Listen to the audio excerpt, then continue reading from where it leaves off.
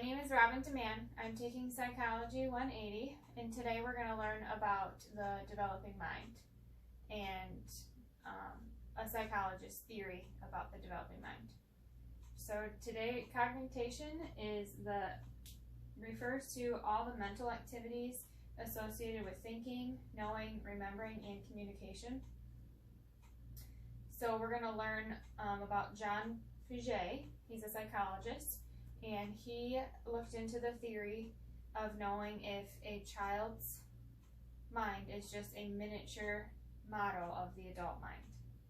So according to him, we have a better understanding that children reason differently than adults do due to their growing minds.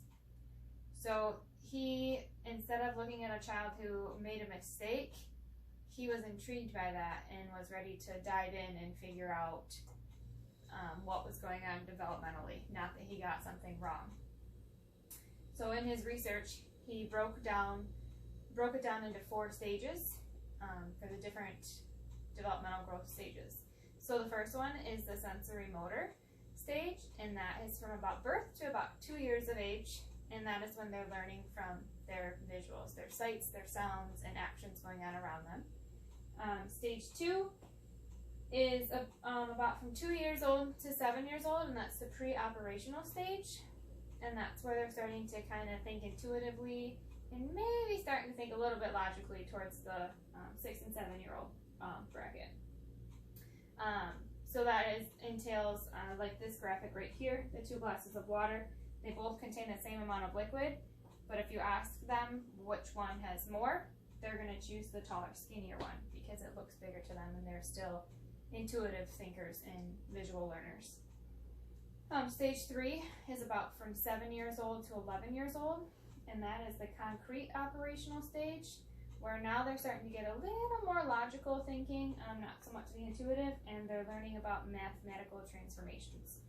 So now when they jump up to this age bracket and you ask them about the glasses of water, which one has more, they'll be able to answer you and say that they're the same, that you didn't change the amount of water in each one, you just changed the size of the container.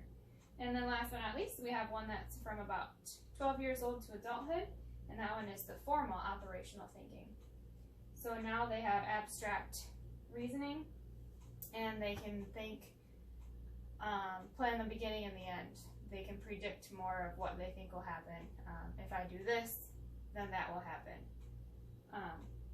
And then when we are younger and we're starting to mold and get like our baseline, when we're in the sensory motor ones, they can form what are called schemas, and that's a mental mold. So a car has 4 wheels, so the child will then think anything with 4 wheels is a car, but they take that first mold that they learned when it was 4 wheels, makes a car, and they're gonna build on that. It's like building blocks. You gotta start somewhere with your visuals and taking in all that information, and they're gonna build upon it and learn that a truck has 4 wheels and a tractor has 4 wheels. We all learn at our own pace and at a different rate. So our child's minds they're developing their own mind by taking in what they see, what they taste and touch, and what is going on around them. So it's pretty fascinating how as soon as they open their eyes, they're instantly taking in like their mother's face and their father's face. And sometimes when they're about 6 to 8 months old, they can start making strange with other people because they can't sense their smell of security, or they don't sense their parents. They can't see their parents' face, so they feel insecure and they're nervous. And then we learned that children are actively engaged in making sense of the world around them. So like I just said, when they're born, they're visually learning what is all around them and taking it all in. This graphic right here shows you the 4 stages: the sensory motor, pre-operational, concrete operational, and the formal operational stage. I think it breaks it down. He breaks it down very well in giving us the answer that I don't think that we're born with just a miniature model of an adult brain. I think we definitely need to teach our kids what's happening around us and what's going on, and let their mind develop. It's pretty cool that everybody is so individualized.